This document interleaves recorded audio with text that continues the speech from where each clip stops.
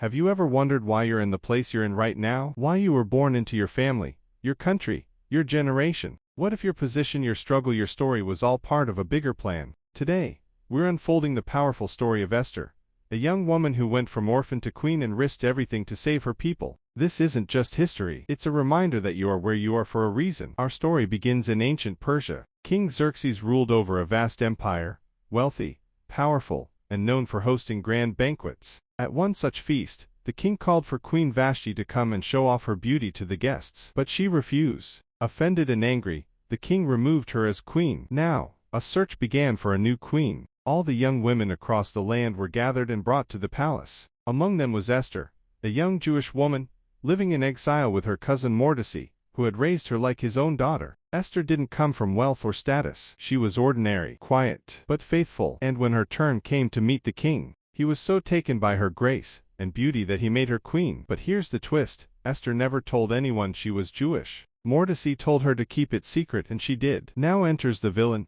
Haman, one of the king's top officials. Proud and power-hungry, Haman expected everyone to bow down to him. But Mordecai, Esther's cousin, refused. He would only bow to God. Haman was furious, but he didn't just want revenge on Mordecai. He wanted to wipe out all the Jews in the kingdom. So he tricked the king into signing a law. On a certain day, all the Jews would be killed. It was official. It couldn't be reversed. When Mordecai heard the news, he tore his clothes and sent word to Esther, "You have to speak to the king. You have to do something." But Esther was afraid. In those days, if anyone went to the king without being invited, even the queen, they could be put to death. Mordecai sent her a powerful message.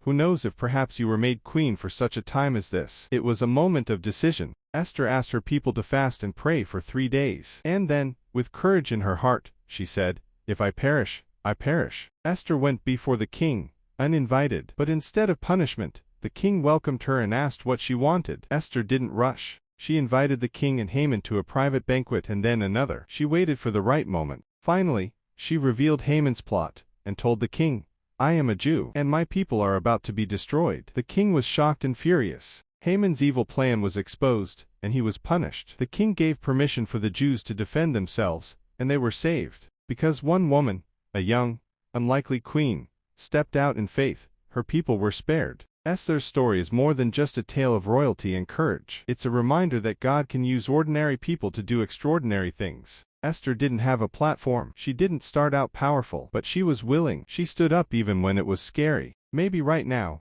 you're in a job you don't understand, in a place you didn't expect, facing a battle you didn't ask for. But what if you're right, where you are for a purpose? What if God has positioned you, just like Esther, for such a time as this? You don't need to be perfect to be used by God. You just need to be available. So today, remember Esther. Remember her courage, her faith, and her boldness. And whatever you're facing, ask yourself, what if I'm here for such a time as this? Your story matters. Your voice matters. And God can use you right where you are.